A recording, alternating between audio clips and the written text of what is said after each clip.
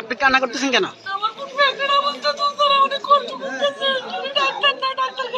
এখানে ডাক্তার নাই? ওরা কি বলতেছে? অন্য হাসপাতালে নিয়ে যান না?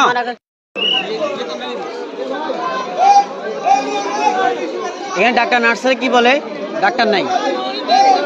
নার্সারে কি বলছে?